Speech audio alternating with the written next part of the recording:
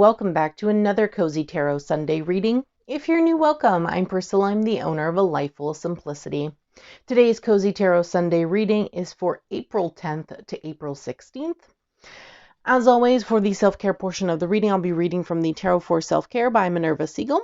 Still using the Botanica Tarot deck. This is unboxed on my channel. You can definitely check it out. I'll leave a link for the video up in the cards. You'll find that in the top right hand corner. Click the eye and the video will be there. Now, if you are new, this is the reading that I do. It's the week ahead reading with the focus for the week, what's needed to embrace the focus, what's needed to let go of, and of course the self-care for the week, because self-care is very important. Now let's get to shuffling to see what the cards have in store for us all this week.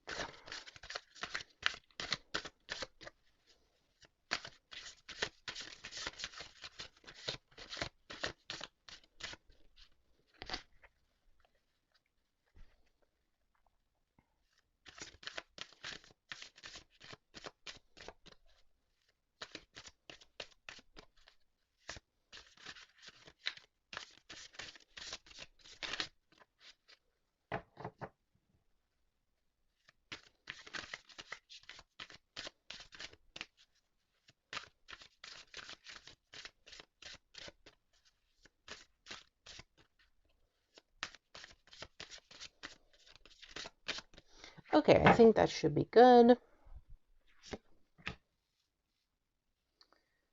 Okay, we have the Knight of Cups, Queen of Wands, we have the Two of Wands, and then the Five of Pentacles. Didn't we get the Queen of Wands last week? I think we did. I'm gonna double check that. So I did double check the Queen of Wands, and yes, we did. We got it in the same exact position too, which is really funny. I find that super funny. So I'm going to do the same thing that I did last week, where I read out the little blurb, tell you what the plant is in the particular card, and read out the little description of the card, because this is not traditional tarot. So I want to make sure everyone understands what's going on in the card itself. So let's go ahead and read the first one, which is the Knight of Cups. So the first position is the focus of the week, and that is the Knight of Cups. And the Knight of Cups is the eglantine. And it says, the briar rose represents a wound to be healed. It is commonly associated with Shakespeare's vision of Fairy Queen Tatiana. The symbol is a dreamer's winged helm from Coleman Smith's art for the Knight of Cups. So in the first position, we have the focus, right? And it's the Knight of Cups. So the Knight of Cups is all about following his heart. That's really what the Knight of Cups, that's what he does. He follows his heart, right? So the focus for this week is all about following yours. You know, you want to follow your passions and you want to follow the things that you love. And it's a great week for that because the Knight of Cups is driven, right? The Knight of Cups are all about action. Well, the Knights in general are all about action. So the Knight of Cups is no different. You know, the Knight of Cups is driven when it comes to creative endeavors that come from the heart. That's really what the Knight of Cups is all about. Then in the second position, we have the Queen of Wands. And for the Queen of Wands here, let me just find the little blurb about it. We have the Hulupu tree, and it states that this plant is likely the Hulupu tree mentioned in the Mesopotamian mythology, sacred to Inanna, the goddess of sex, fertility, war, and power. She tasks Gilgamesh with removing the monsters that take up residence in its branches. The symbol is the horn crown of Inanna. So the Queen of Wands is definitely reinforcing, you know, that creative endeavor notion from the Knight of Cups. The Queen of Wands is typically focused, determined, and passionate. Those are the traits, you know, that I see in the Queen of Wands and in what she does, right? So that's what you want to embrace for yourself. You want to embrace that focused energy, that determination, that passion for yourself. And when you follow your heart, you show passion for what you believe in, and that allows you to be more focused creatively, which is the point with that Knight of Cups. Now, in the third position, we have in the third position for let go, what to let go of, we have the Two of Wands. Now, the Two of Wands here we go. The Two of Wands is the Snapdragon. And it says, originally a Mediterranean wildflower known as calf's snout or lion snap, snapdragons look like a mouth speaking when squeezed. Will overtake a garden if not carefully watched. The wands are Egyptian was scepters. That's cool.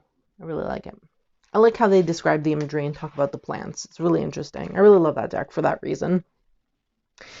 Now, in regards to the letting go position, you want to let go of overanalyzing everything. The point of that Knight of Cups is to follow your heart. When you sit analyzing every little thing with that Two of Wands, you're not really following your heart, right?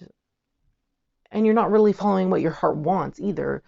And honestly, you're also not following what your brain wants either, because you're trying to pick at every single detail, which ends up just in confusion and stagnation. And you don't want to be stagnant. You want to be able to move forward. And you want to really encompass that driven energy as well. So you definitely want to let go of that overanalyzation.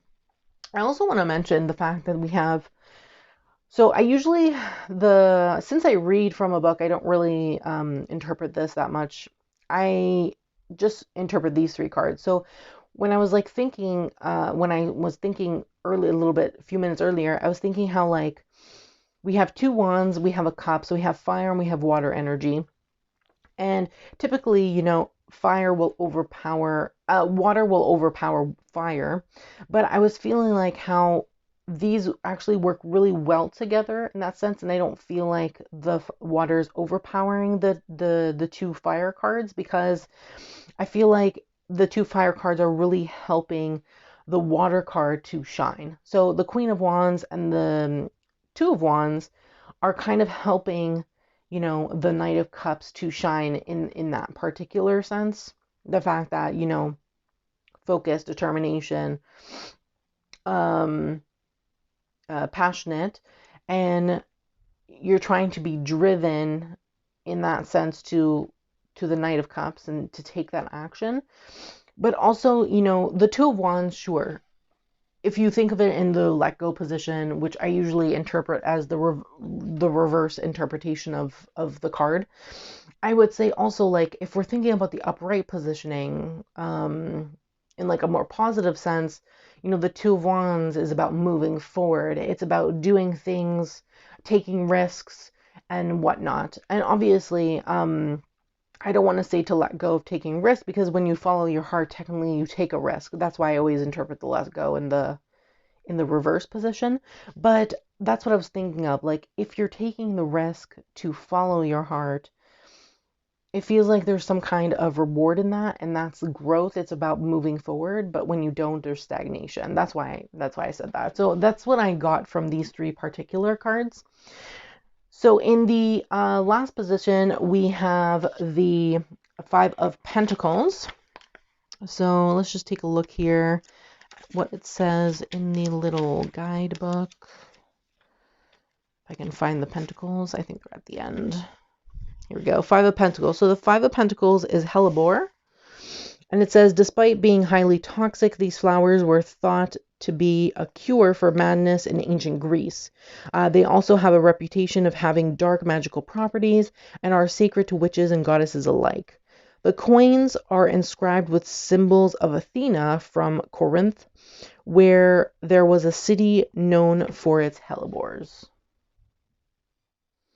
So now I'm going to read from the Tarot for Self-Care by Minerva Siegel. These self-care activities are always in terms of mind, body, and spirit. Take what resonates with you as always. If these activities don't resonate, just make sure that you're doing some kind of self-care for yourself that resonates with you. So in terms of mind, boost your confidence by shopping for new clothing that makes you feel cool and powerful. In terms of body, commit to eating a different superfood such as kale, blueberries, and avocado each day for a week. In terms of spirit, try creating a little spiritual altar to get back in touch with your soul. Fill it with crystals like celestite, which helps connect to intuition. Place fresh flowers on it. Keep any spiritual books, essential oils, etc. you own there as well. Of course, if you don't have crystals, you can use oracle decks that have crystal cards.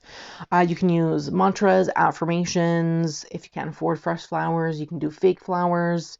I have fake flowers on mine, so that's fine.